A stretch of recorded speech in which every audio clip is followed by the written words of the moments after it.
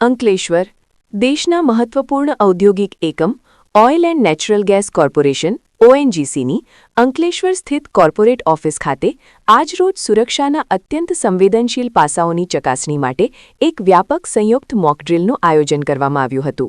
આ ડ્રીલનો મુખ્ય ઉદ્દેશ્ય પ્લાન્ટ પર સંભવિત આતંકવાદી હુમલા જેવી માનવસર્જિત કટોકટી તેમજ ભૂકંપ જેવી કુદરતી આપત્તિનો અસરકારક રીતે કેવી રીતે સામનો કરવો તે અંગેના પ્રતિભાવ અને સંકલન ક્ષમતાનું પરીક્ષણ કરવાનો હતો. આ મેગા મોક ડ્રીલમાં national disaster response force NDRF અને સેન્ટ્રલ ઇન્ડસ્ટ્રીયલ સિક્યોરિટી ફોર્સ સીઆઈએસએફના જવાનોએ સંયુક્ત ઉપક્રમે ભાગ લીધો હતો, જેમાં સીઆઈએસએફ દ્વારા આતંકવાદીઓને ઝડપી પાડવા અને બંધકોને મુક્ત કરવાના ઓપરેશનનું, જ્યારે એનડીઆરએફ દ્વારા કાટમાળમાંથી ફસાયેલા લોકોને બહાર કાઢીને તબીબી સહાય પૂરી પાડવાના બચાવ કાર્યનું સફળ નિદર્શન કરવામાં આવ્યું હતું. આ મહત્વપૂર્ણ સુરક્ષા અભ્યાસનું નિરીક્ષણ કરવા માટે ઓએનજીસી અને સુરક્ષા એજન્સીઓના ટોચના અધિકારીઓ ઉપસ્થિત રહ્યા હતા, જેમાં ઓએનજીસી તરફથી શ્રી શશિકાંત જીજીએમ, હેડ વેલ સર્વિસ અને એસેટ મેનેજર હાજર રહ્યા હતા, જેમણે પ્લાન્ટના ઇમરજન્સી પ્રોટોકોલ્સ અને ઝડપી પ્રતિભાવની સમીક્ષા કરી હતી.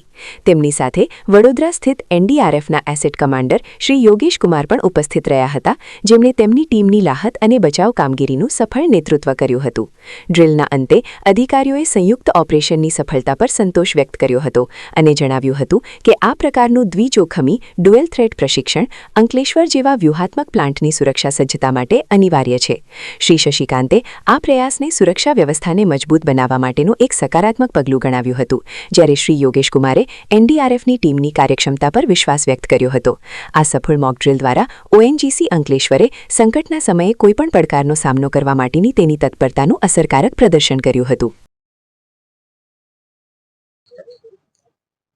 आज ओएनजीसी और 6 बटालियन एनडीआरएफ हेडक्वार्टर दोनों ने मिलकर के आज मॉक ड्रिल का आयोजन किया. इसमें सभी संस्थाओं ने भाग लिया, जिसमें कि यदि इसी कभी भी कोई प्रकार की कंटीजेंसी होती है तो उसमें क्या क्या चीज़ फॉलो करते हैं, सीक्वेंस ऑफ एक्शन क्या होता है, कौन कौन सी टीम भाग लेती है और उस कंटीजेंसी को कैसे एवेक्यूएट करते हैं, ये सब चीज़ें आपस में बताई गई और चेक की गई और पाया गया कि सभी टीमों ने जो है बढ़ चढ़ के हिस्सा लिया और सभी ने जो है टाइमली अच्छा रेस्पॉन्स किया और सभी को जो है जो थ्रेट था उसको न्यूट्रलाइज टाइमली किया और उसको जो है एवेक्यूएट किया, जो विक्टिम फंसे हुए थे, और बाकी उनको हॉस्पिटलाइज कर दिया गया.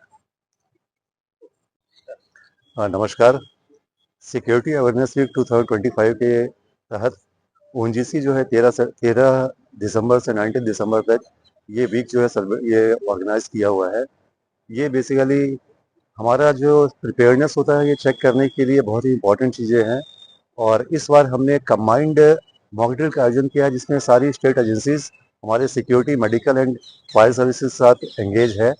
और ये एक्चुअल सिचुएशन को टैकल करने के लिए बहुत ही ज़रूरी होती है. एंड इस बार भी ये मॉक ड्रिल हो चुका है, जिसका परफॉर्मेंस बहुत ही अच्छा रहा है और इसमें कोई लैप्सेस ऑब्जर्व नहीं गई है, और ये जो आने वाले कभी ऐसी सिचुएशन होती है उसको हैंडल करने के लिए बहुत ही फ्रूटफुल होता है. Thank you.